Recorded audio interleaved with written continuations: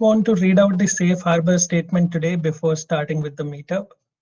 Both the speaker and host, we are organizing this meetup in individual capacity only. We are not representing our employers here. Secondly, this presentation is meant strictly for learning purpose. Organizer or the presenter, we don't hold any responsibility if same solution gonna work in your use case, because Archana will be sharing her real-time experience with everyone. But sometimes each and every customer, each and every company, each and every environment is different. So you have to do thorough analysis before implementing anything. Last but not the least, this presentation is not meant for any promotional activities. We are not going to promote any other tool or technology apart from MuleSoft here. So it's not meant for any promotions. It's meant for strictly learning purpose only. I hope I'm clear. Next slide, please, Archana. So without taking much time, Archana, the stage is all yours. And only one thing I want to say is thank you so much for doing this for New York City community. We are highly grateful. Over to you, Archana. Thanks, Neeraj. Pleasure is mine. I'm very excited to present this topic. This is something that I like doing as well in my free time. So very happy to present this. Hi, everyone. My name is Archana Patel. I'm a customer success technical architect at MuleSoft. I joined MuleSoft roughly 1.5 years ago. Before that, I have worked at multiple customers of MuleSoft, such as Bank of New Zealand, Air New Zealand, all here in New Zealand. I've also worked a little bit before I became an integration developer. I have worked as a Java developer or a mainframe developer as well back in India. And yeah, so hopefully what I share today is something that is useful to you. I also lead the Wellington meetups here in New Zealand. We don't have a community as big as NYC, but we're happy to start that anyway. But thank you everyone for joining me today, and I hope you enjoy this presentation today. If anyone would like to connect with me, I've put my LinkedIn URL here, so feel free to connect and ask any questions. Maybe you can copy and paste this into the chat window, Archana. Yep, sure. I'll do it once we do a question and answer. I'll have Sure. to go back into the presentation, but No I'll make sure I share it. Thank you. Okay, so for the agenda today, it's very simple. We will talk about the deployment steps that I've covered in the CI/CD pipeline. So obviously the topic is automating MuleSoft deployment to CloudHub using first GitHub Actions and Travis CI. So I've covered some common deployment steps, and they're very simple, nothing too fancy. But we'll go through those deployment steps, what I have used for them, and then we'll walk through the actual configuration for those things, and then I'll share my experience of dealing with those two tools and the considerations around using those two tools if you are considering them for your own use cases, and then we'll take the question and answer. So the deployment steps that I went through to do this demo is basically configure a Mule application to deploy to CloudHub. So that's the part of the Maven configuration that you would do in your pom.xml in your project. Then we'll set up the CI/CD workflow to build and deploy an application to CloudHub. The parts that I've covered as part of the CI/CD is setting up the Nexus repository access for build dependencies. Enterprise repos that you're using, or if you are connecting, if you're downloading any dependencies from Exchange, for example, you would need to specify these credentials in your Maven settings under server. So I'll talk about how to specify those in both GitHub Actions and Travis CI. How to configure secrets for credentials used in deployment. So obviously, most of the time you'll have those server credentials which are passwords. You don't want to put them in plain text. So we'll look at how to configure those, how to maintain those, and where they live. Running MUnit test and coverage repos. Again, very basic. I've just run the simple MUnit and a little bit of coverage around the MUnit that comes out of the MUnit Maven plugin. But there are options to obviously configure more plugins like SonarQube and things like that. And then finally, I've also added a little bit of configuration to do build and deployment notifications. So every time your build is either successful, or if it fails, or if it is canceled, you'll get a message on Slack from GitHub Actions and Travis CI. So yeah, feel free to ask your questions in the chat as we go, and we'll answer as you can. Okay, so the first part is, which is common for both of them, which is the configuring your Mule application for cloud app deployment. So the Mule 4 applications are mostly Mavenized, so you do have a pom.xml in your project file. So any project that you want to deploy using this, you can basically add the plugin, which is a Mule Maven plugin, which is what we are using to deploy to CloudTub. And we add the configuration for that in the pom.xml.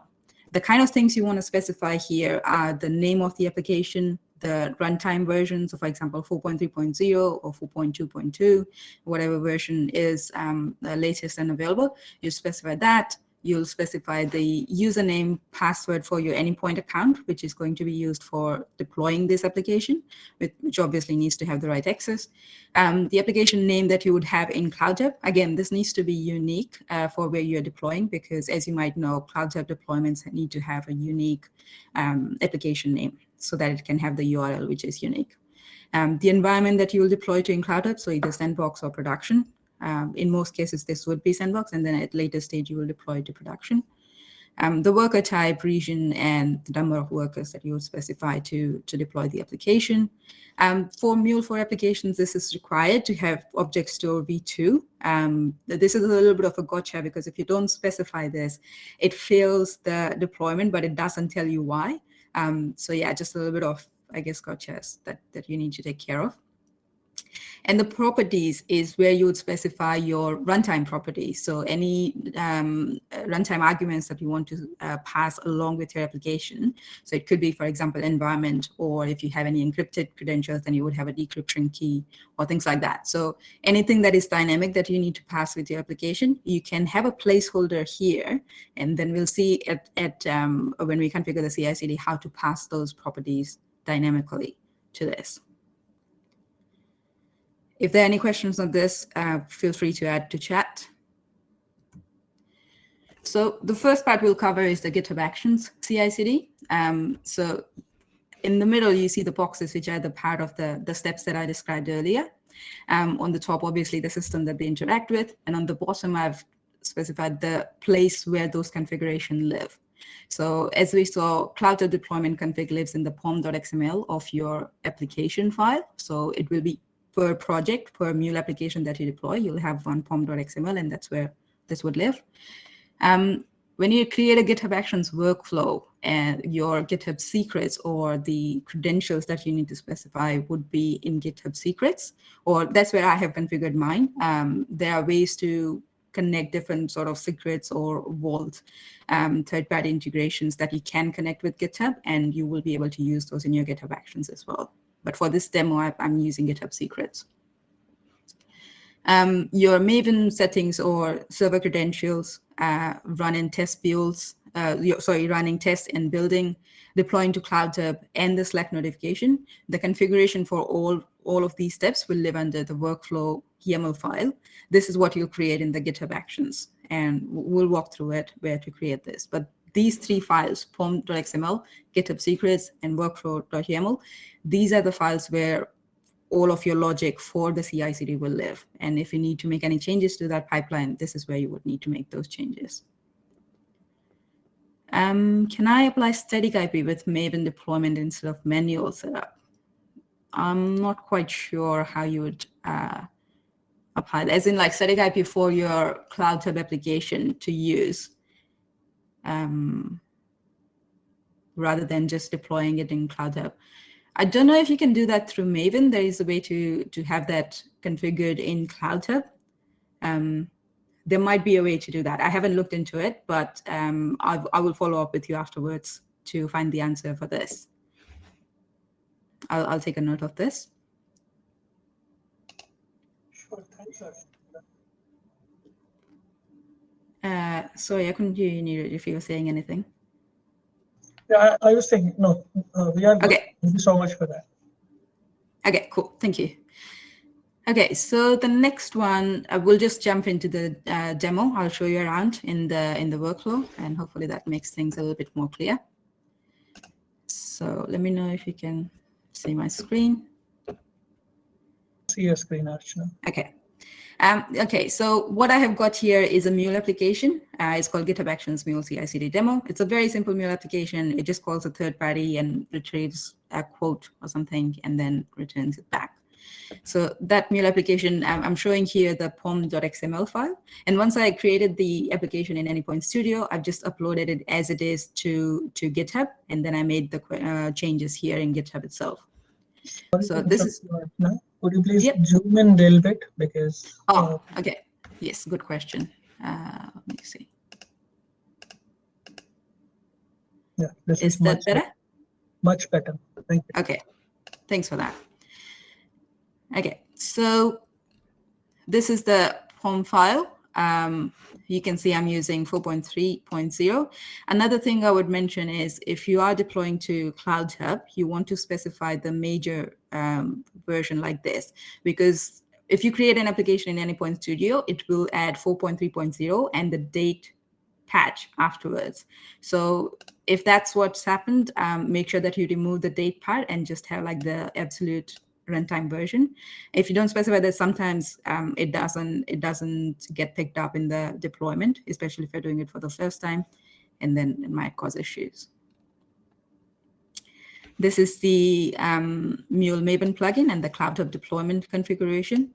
So as I showed it before, all of these are placeholders, and not all of these, username, password, and environment are the placeholders that I am going to configure from my GitHub Actions. But all the other ones, for example, the app runtime is coming from just the global properties here, project properties here. So you can see there is an app name, app runtime. So just make sure you get those right and make sure you're using the right property names to configure here. But yeah, so the username, password, the application, no, sorry, the username, password, environment, and the property here are the 4 things that I'm passing as part of the GitHub Actions. So simple POM file here. I've also added the repos for the Exchange and enterprise repo somewhere here. Yep. So this is where the Mule runtime will be downloaded from when running the build. So make sure you specify all the correct repository for your project. Where's this? Okay. Now, when you want to create GitHub Actions, the way to start for that is you just go to your project, and then under Actions tab, you'll be able to create a new workflow. So for example, if you did a new workflow, if you don't have any actions created, you'll see a template page here which says set up your workflow. And then on the GitHub Actions marketplace, you'll be able to choose which actions you want to start with. So this is what that marketplace looks like. Basically, actions are just functions that perform different part of the CI/CD steps. And there's a lot of actions available by GitHub itself. So those ones you can see by actions, which means it's by GitHub itself. And then there are other ones which are by other companies or other users. And so this is like a marketplace for all of those available actions. And you can pick and choose any of these and then create your workflow from there. So when you start with a new workflow, it will basically give you this page, and then you can set up this workflow. You can either use any of the available templates. There is no specific template available for Mule. What I used is the build with Maven template, and I will show you what I have got at the moment. So, oh, sorry, actually, let me just start with that. So I'll show you what that looks like. So when you start with a blank workflow, it just gives you a very bare bone structure of what that file looks like. And then that is a workflow YAML configuration. This is where all of your workflow steps will be defined. And then once you commit this, it will be stored in your .github workflows folder. So I've already got one. So that's what I'm going to go to. And I'm going to cancel this one. So you can see that there's already a GitHub workflows folder in my project. And this is the workflow that I created. I renamed it to build and deploy on push, and you can change it to whatever you want. But this is what the workflow YAML looks like. Excuse me. We'll start with so just very quickly, what's the part of the workflow? So name, this is what will show up on the actions page. So for example, if you have multiple workflows, you do want to name them correctly so that you know which workflow does what. So I try and keep it simple, just say what the job does, and it's easier to identify. So for example, I have build and deploy to sandbox. I can have another workflow that says build on pull request, which does only builds on pull request and doesn't do the deploy part. So you can differentiate that way. This is what determines when the workflow is triggered. So that's the syntax. You can learn about the syntax if I go into edit mode. Oh, okay, so you can learn about the syntax on the marketplace. So any action that you want to know about, or any part of the workflow syntax you want to know about, there is a lot of documentation on GitHub available. So you can just search for GitHub Actions, and then it will tell you the documentation on which part you're looking for. But yeah, so this information will be under trigger. So what I've set this up with is to push on main branch. That's my main branch. And whenever there is a push on this branch, this workflow will be triggered, which is build and deploy. I've also got something called workflow dispatch. Now, this name is not very intuitive, but what it means is that it's a manual trigger for your workflow. So if you want to have the option of pressing the button and triggering this build manually, then you need to have this bit in your workflow YAML.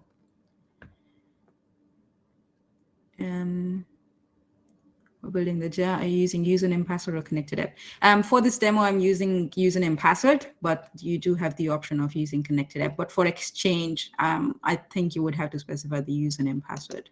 Could be wrong, but yeah, I haven't tried connected app with this.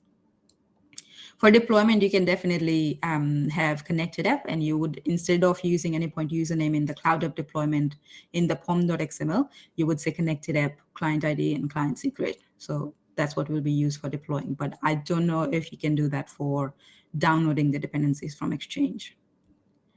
So again, something I'll note and get back to you on. So this is where the jobs start. So my first job here is build. And what I'm specifying here is what it runs on. So whenever the GitHub Actions runner is created, you can specify which operating system you want to run it with. So Ubuntu, there is, I think, Windows and Mac, I think I saw. But those are the different options that you have available. So depending on what your, I guess, deployment environment is, you can make sure that you run it on a similar environment on GitHub as well. This is one of the environment variable I'm using. I'll show you where I'm using it and how I'm using it. And then once you define your job, what you do is basically have steps. Now, steps can be either actions or it can be just simple run commands. So because I'm using Ubuntu as my OS, I can specify Linux commands that can just run on the server. So the first action I have got here is checkout. This is to allow the GitHub Actions workflow access to my application code. So the POM file, the other files that it needs to have access to, this is the action that it gives the access. The second one we have is cache. This is to make sure that we can cache the Maven dependency so that the next time the build runs, it's a little bit faster and then it doesn't download everything from start again. The next one is JDK setup. So obviously, because if you want to run your Mule application, you need to have JDK installed on your runner. So in that case, I'm using the actions setup Java, and then you specify the parameters around it using with. That's the keyword, that's the syntax. If you're not sure about any of these actions syntax, you can just go to the marketplace to this action, and then you'll be able to see all the documentation around how to use these parameters as well. So I'm using 1.8. This JDK version is actually OpenJDK. It doesn't say that here, but if you go to this actions page, it will tell you that these are actually OpenJDK distributions as well. This is where you configure the settings, Maven settings.xml. Traditionally, you would specify this in the settings.xml under servers, and then you would have your username password that you want to use for that server, right? So it's slightly different here in GitHub Actions. So you would want to have this Maven settings action. And what this allows you is that there is a service array, and then you can have multiple server configuration defined here. So you'll need the ID of the server or the repository that you're trying to connect to, and the username password for it, or any other parameter that you have for that. Notice that I'm using secrets here. So my username and password that I use for Mule Enterprise, which is the Nexus credentials, they're coming from GitHub secrets. I'll show you how I set those up. But once you specify those secrets on the repository, you'll be able to use this syntax called secrets dot and then the secret name in order to get those.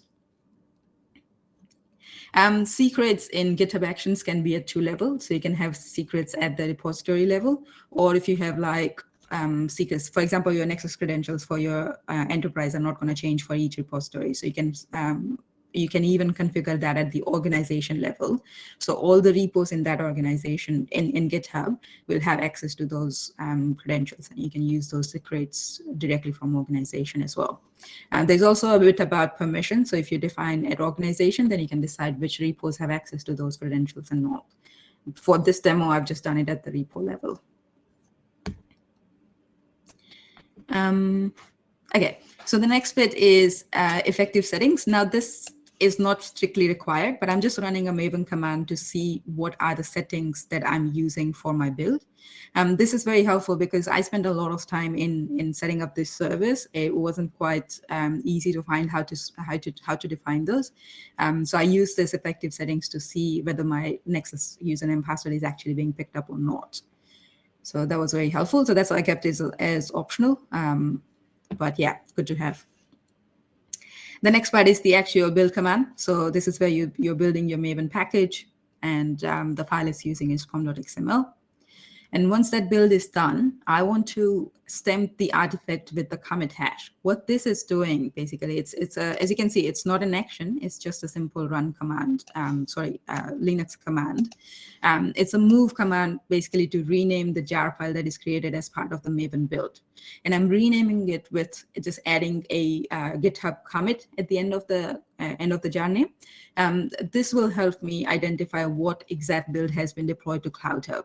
So when I'm looking at CloudHub, and if I have multiple branches, or if I have multiple branches being merged into it, and I want to just make sure that I have the right commit in the CloudHub deployed, I can just go and look at the file name, and then I'll be able to match that commit with the GitHub commit. So this is where you're adding the commit hash, and it's the rename command. And after I've renamed the jar file, I'm uploading the artifact to GitHub packages. So this is what this action does. And again, you can, for your enterprise or for your corporate kind of, I guess, setup, you would want to put this into a different artifactory or repository. So for example, JFrog or whatever your organization uses. So this can be configured to change so that it actually uploads it into a different place. But for this demo, I've just done it to GitHub packages. GitHub packages does keep it for a certain amount of time. I think it's 90 days or something like that, but you can customize that duration so that it deletes those builds maybe every 10 days or something, so that you have enough storage available to run future builds as well.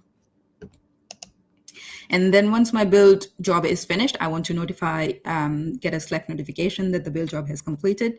So this is what the action does. So it notifies Slack with the status, with the steps that were performed. And I'm also specifying which channel I want the notifications in. And this bit is conditional. So it's like, if I say always, it's always going to notify me. If I say on failure, then it only notifies me if the build has failed, and so on and so forth. Okay, the deploy part, it needs the build dependency. So the build job needs to run before deploy can start. And if build fails, then deploy won't start. So that's how you can have that condition defined here. Again, same runs on Ubuntu, and it's using the Slack webhook URL. This is what it's used for, the Slack action that I had here. This is what the webhook URL is being used for. So it knows which workspace to go to and add those notifications. Again, similar step as build job. So checkout and cache and then download the artifact that we have created earlier. And then the final step is to deploy to Sandbox. Now, obviously, for deploying to Sandbox, we are using the Maven deploy command. And as you might recall, in the cloud deployment configuration, we had certain placeholders that we need to resolve here. So my anypoint username, password, the environment, and the decryption key, excuse me, these are coming from the environment variables. So you can see the environment variable here. And those are coming from secrets. Excuse me.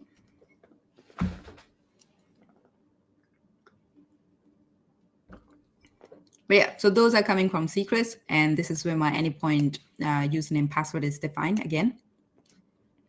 And because secrets, again, this is the runtime property, but because this runtime property happens to be sensitive information, I have put it in secret. If it is plain text, for example, environment, you can just say that in plain text here. So it doesn't have to be in secrets, it just can be here as well.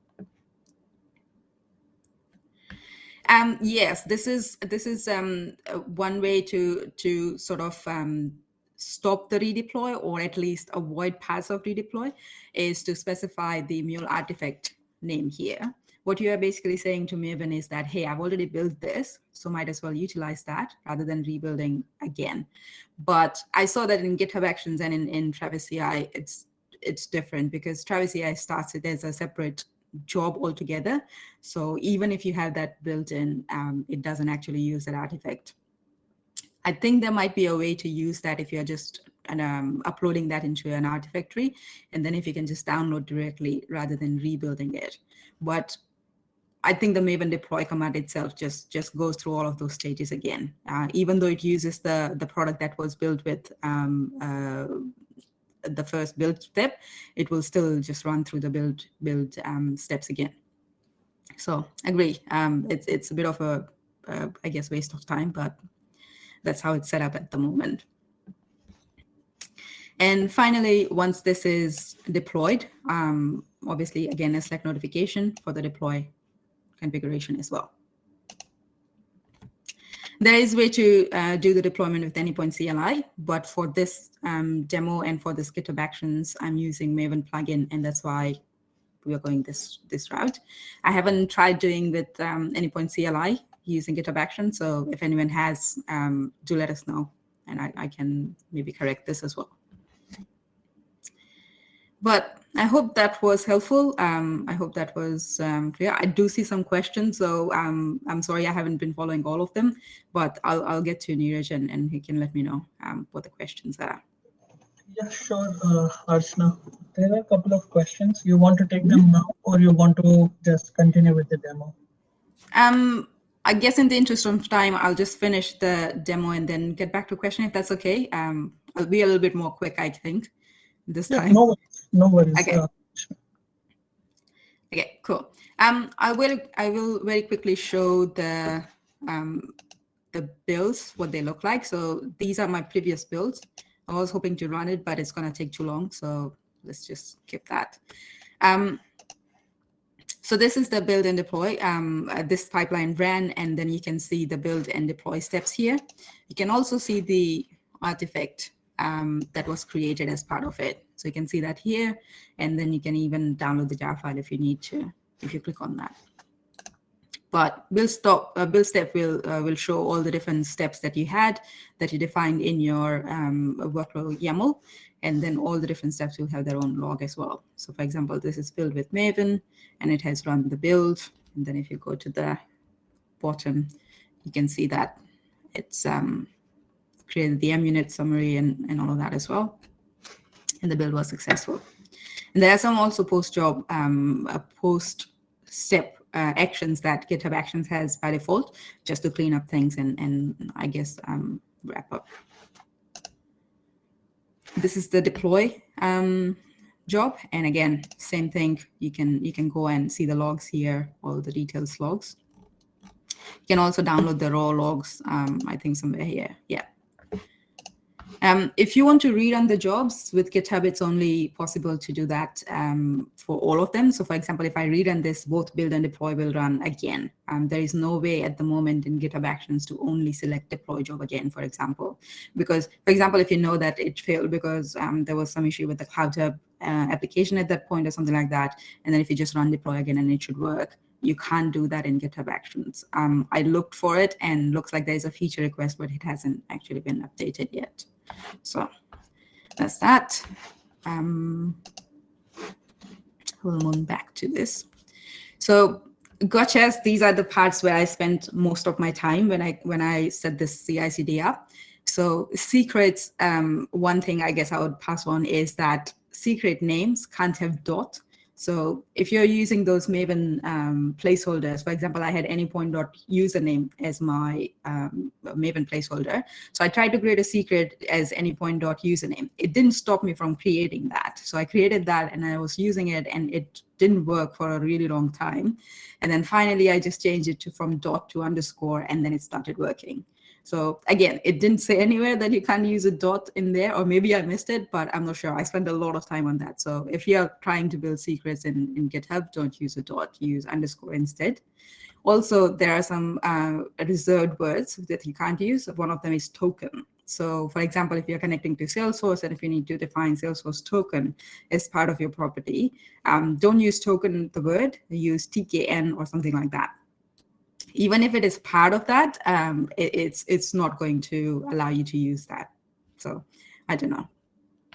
But I had to move it to TKN or something, just shorten it or change it so that it's not exactly that keyword. And then it should work. And the next part that I spend a lot of time is the Nexus credentials, because the build step needs to download the enterprise runtime from the enterprise repo. It needs the Nexus credentials, and it took me a lot of time to configure those correctly. So the one I've specified in my workflow is the one that works. There are others that would allow you to define the server configuration, but the S4U repo is the only one that allows you to do multiple server configurations. So I also needed to do, for a different project, I also needed to do Nexus as well as my Exchange credentials. And this is the only one that allows you to do multiple server configurations. So if you're looking for that, hopefully this helps. I didn't try anypoint.user. Maybe username is one of those keywords, but when I did anypoint_username, it works. So I'm not quite sure. When I did Salesforce or SFDC underscore token, it still didn't work. So I had to change it to SFDC underscore TKN. So hopefully that helps. Considerations for GitHub Actions. So lots of actions are available in the marketplace from GitHub and other authors. So I guess lots of options to choose from and lots of already existing actions that you can just use in your workflows. Rerun, as I mentioned, can't do individual. So you have to do either all of them or you can't run any of them. Secrets can be defined at repo level or at organization level, as I mentioned before. And if you want to have a manual build trigger, you need to have that configured in your workflow, which is the workflow dispatch command that needs to be in the workflow for you to see that button. Okay, very quickly on then to Travis CI. A disclaimer, I haven't worked with Travis CI before, so this is only for this demo that I actually played around with it. So I may not have got everything right, but I'll tell you as much as I can on this, and hopefully that still helps.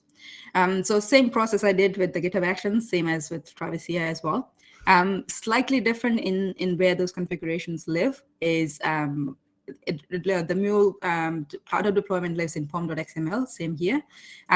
Instead of using GitHub secrets, over here I'm using environment variables where I have defined and encrypted my credentials. And then when I specify the server credentials, instead of those going inside the workflow YAML or the travis.yaml, it actually lives in a separate travis.settings.xml under the same project folder, but it's a separate file. So it just takes that and replaces your Maven settings with this file. And similarly, all the other steps are in its own YAML configuration file. Okay, and I will go to the Travis project now. So this is same application. This just uses Travis to do the deployment. So the first thing you need to do when you do the set up the Travis CI workflow is you need to create this travis.yaml. Actually, sorry, the first step you need to do is allow your GitHub application permission to, Travis CI permission to access your GitHub, and then it will ask you which repo you want to enable Travis CI with, and then all the repos that you want to deploy using that. You can either do it at the repo level or you can do it at the organization level. Now, this is the important bit to take care of, because first when I started the Travis CI integration, I allowed my user. So the plan that Travis CI created was around my user account and not my organization. And this demo project I had under another organization. So when I was trying to run it under the organization, it didn't allow me. But when I moved my Mule project under my user rather than the organization, it started working. So again, there is no documentation around it, so something I spend a lot of time on. But the difference between, so what you want to make sure is that where you're running your Travis CI build from and your plan, they both are the same account. So either have your repo under your user and your plan under your user, or have your repo under organization and Travis CI plan under your organization as well. So if they're different, your build probably won't start, or it will start, but it will say the request failed or something like that. It's a very non-intuitive message, but that's what it means. Okay, so the second thing you'll do once you have set up the integration is to create a .travis.yaml file in your project. And the syntax for this is a little bit more minimal than the GitHub Actions one, but it also makes for a little bit unreadable syntax in some cases. Again, the documentation for Travis CI is a little bit lacking. Sometimes you won't find the right things that you need to specify here. So a little bit of trial and error is required. But once you get it set up, it's pretty easy. Once you get it set up, it's easy to add more things once you understand how this is structured. So hopefully that's a plus. But yeah, similar parameters that you set up, what language you want to use, what JDK version, and how I want this to be triggered. So I'm only triggering this workflow on my main branch. I'm using the cache for Maven again. And as I said, the travis.settings.xml is where I would define those server credentials. And then it just gets copied over to maven.settings.xml. The build and deploy job I've got are pretty simple. What this is doing is obviously the Maven clean package. And then I renamed the snapshot jar with the GitHub or the Travis commit. So I'm using the Travis commit environment variable, but I'm just adding the commit hash at the end of the jar file to easily identify that. And the second part is when I'm deploying it to CloudHub. So again, this is just for my debug purpose. It's not really required, but I'm just checking if my jar file picked up the commit hash or not. And then I'm deploying it using the Maven deploy. Same command, same parameters. In this case, because I mentioned that I'm using the environment variables on Travis CI to define my properties. So that's where I'll show you where those are coming from. And this is the bit where I'm specifying that I don't want the deploy job to run on pull request, because by default, pull request is also something that triggers a build in Travis CI. Again, you don't set this up. You actually exclude things that you don't want to run. So this is why I'm saying my branch is only main that I want to run on. By default, all of the branches that your project has, once they get a commit, they will get a Travis CI build triggered. So you can, this is like the exclusion that you would have to specify. And over here, I'm just doing that for deploy job as well, that if my deploy job is not from a pull request, then only deploy. If it is, then don't run this deploy step. And the notification for Slack, again, this configuration is slightly different for Travis CI because you need to specify your Slack workspace and your token for Slack over here. So if your repo is public repo, it's always a good idea to secure that or encrypt that so your token is not visible or it's not stored on GitHub public repo. So that's why I have encrypted it.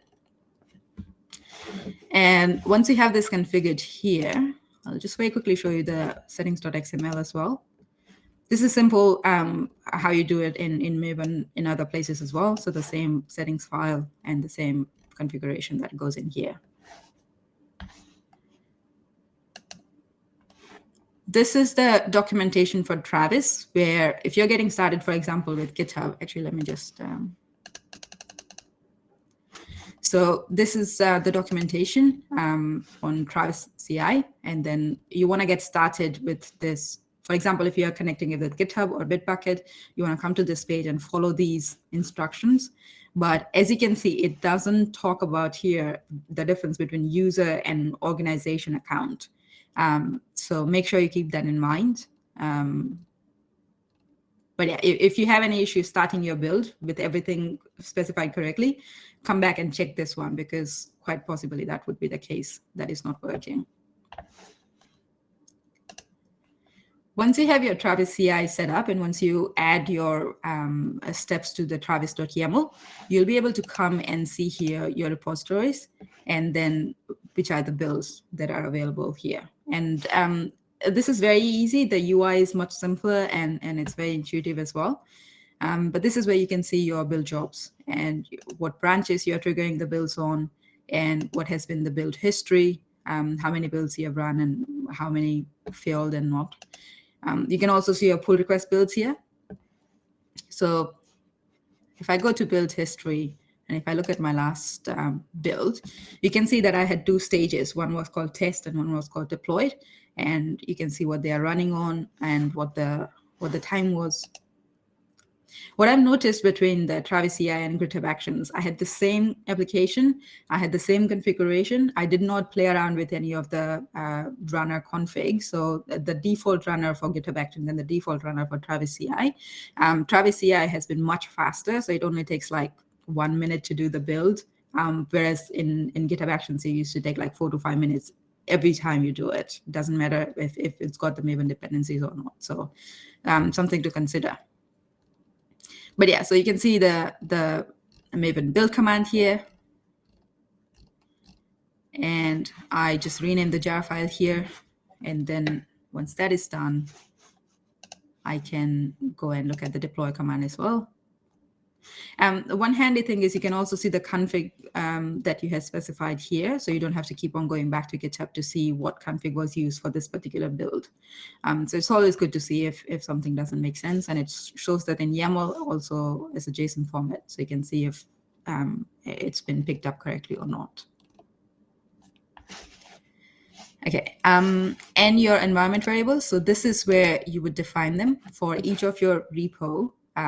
You would go to the settings page, and then this is where environment variables live. So wait, I don't know if you can see it. But so this is the settings page for the repo that I have, and this is where I've defined the environment variables. Again, some helpful hint here that if you have any special characters, you need to escape them. Again, for this one as well, don't use dot in your environment variable names. It didn't work, but if I change it to underscore, it works. So I'm not sure if it's the reserved word or whether it's just dot that doesn't work. You can specify it per branch as well. So for example, if you want a different config or different credentials for different branches, you can do that here. If you are okay to, if there is not sensitive information, you can say display value in build log, and then it wouldn't encrypt it. If it is, if you don't select this, it will encrypt and just say secure in your build logs. So that's a good feature, I think. Also some useful flags here. So you do want to, by default, it just does build on everything. So on push branches. So even if you specified branch only main in your workflow, if there is another branch where your build is getting pushed, or so the commit is getting pushed, it will create a build. So you might want to turn this off if that's the case. Also, it creates a build on every pull request as well, and it runs all of the jobs. So you may want to configure it to not run the deploy part in the workflow, as I had it as a condition. You can limit the number of concurrent jobs. So if you have multiple builds being deployed, build running at the same time, you can limit how many you want to run at one point. This I think is a very good feature as well, which is auto cancellation. So if you made, for example, you made a change and then you realize, oh, I missed something, and then you do another commit right after, both commit would trigger 2 builds, and then it automatically cancels the one that is waiting and just picks up the latest build, so that if you have any what do you call frequent builds, then it will just pick the latest one and cancel the other ones, because by the time the other one finishes, you would have the latest one anyway. And you can do that for both branch and pull request as well. Okay, I will very quickly go back. I'm so sorry, I'm running over. Travis CI gotchas, as I mentioned, the user versus org plan. So make sure you check that. It's a very common problem apparently from Stack Overflow, is what I'm learning. But yeah, so either if it is under your user, then move the repo from org to user, and that should work. Environment variables, same, dot doesn't work, but underscore is allowed, and some special characters need to be escaped. For Slack integration, it says account, but it doesn't specify what that account value is supposed to be. But it's easy if you just, when you do your integration with Slack, it will take you to the Slack workspace website, and then you'll have to configure that. So just follow the instructions on the Slack website, and then you'll be able to see the instructions very clearly, or what you need to do in your case. And one last thing, you can, for example, you saw that in Slack notification configuration, I specified the encrypted value. If you want to encrypt anything as part of the travis.yaml file, you need to use the CLI client to do the encryption. If you don't have that downloaded, you'll have to download it. It's a Ruby app, and then you'll be able to do that encryption in your terminal or command line. Consideration for this, this is very much customizable in terms of the operating systems that you want to choose and the virtual machine parameters that you want to specify. So if that's something of importance, then maybe Travis CI is a better option. Documentation is a little bit lacking, so I guess the initial learning curve is a bit higher, but once you get used to it, it's pretty easy to use. Quick build times, and it does allow you to run individual jobs. So for each stage, you'll have its own rerun button, and then you can just go and rerun that, so you don't have to run the whole thing again. Manual build is also available by default, so you don't have to specify anything in your workflow for that. From what I know, secrets can be defined as environment variable at the repo level. I didn't see anything for the organization settings, but so I can't confirm if that's possible or not, but from what I saw, it's only available at the repo level.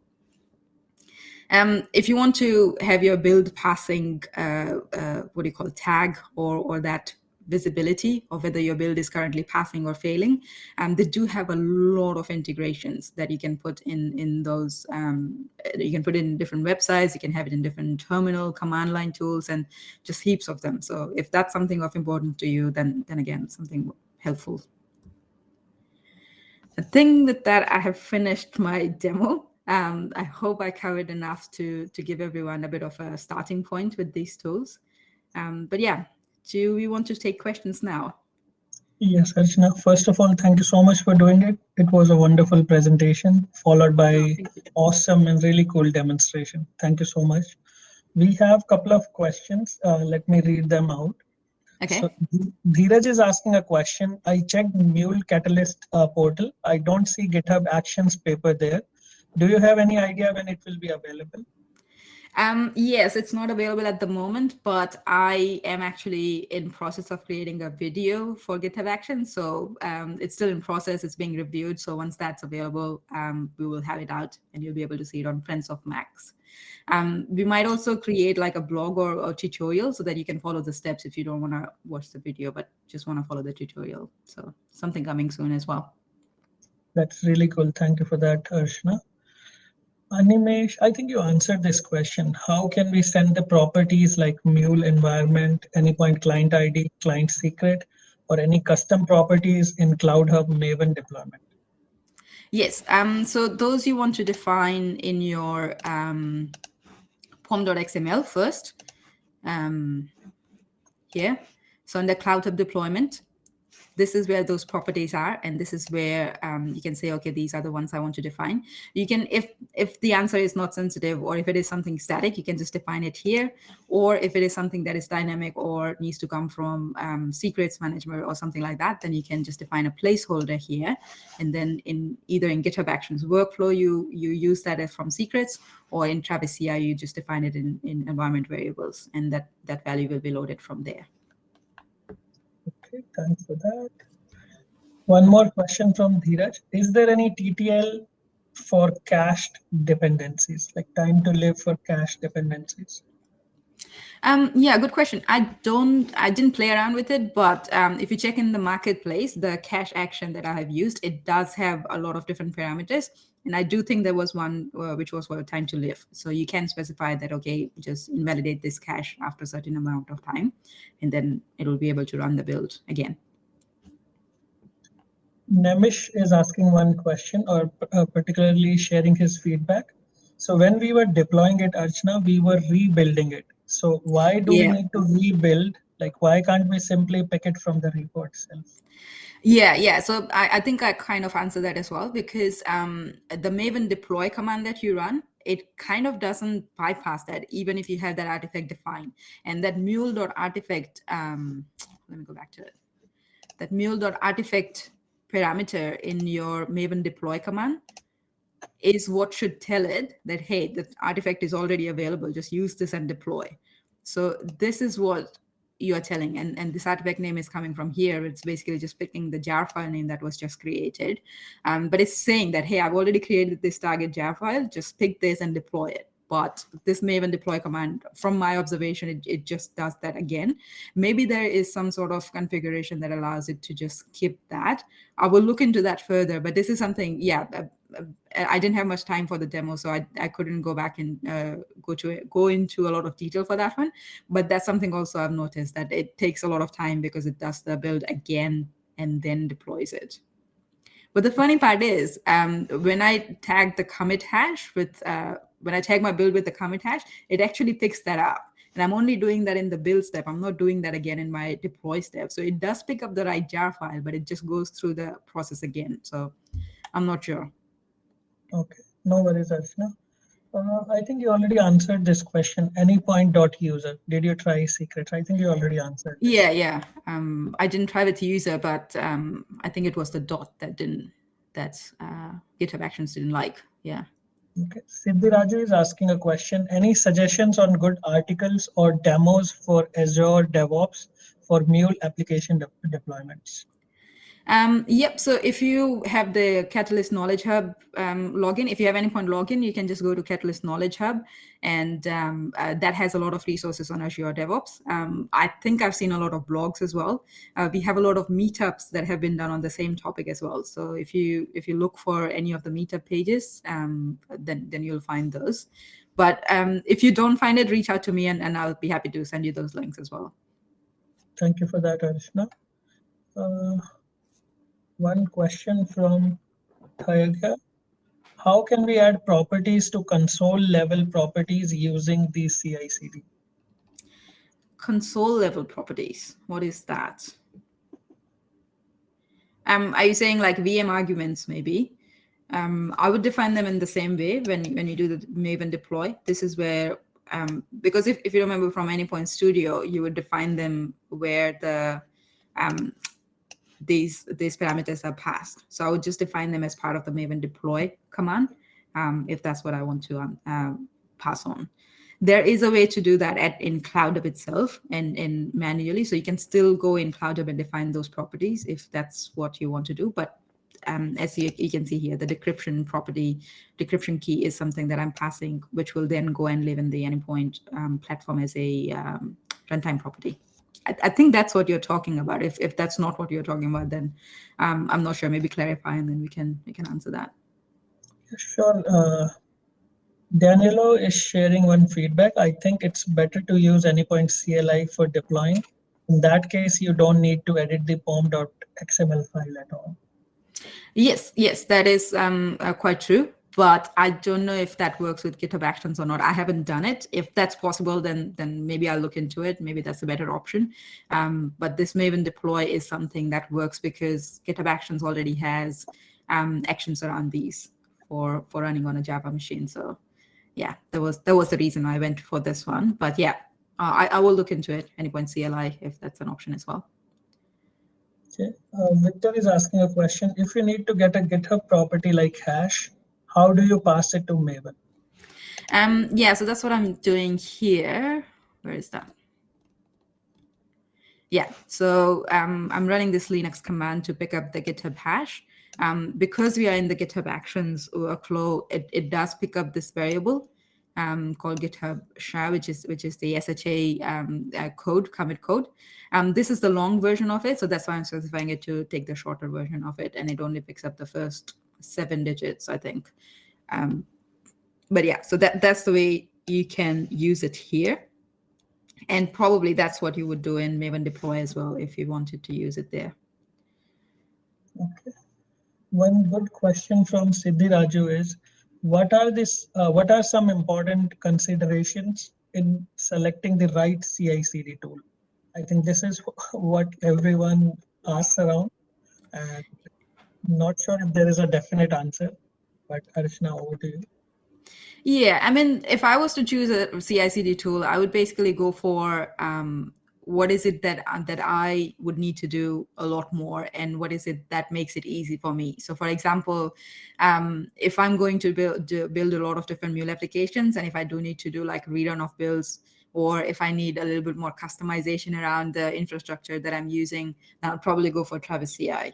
Or if it is, it's important for me to just have that GitHub integration, or something that's already available, or something that is what do you call, frequently contributed to by the community, then you would want to go for GitHub Actions.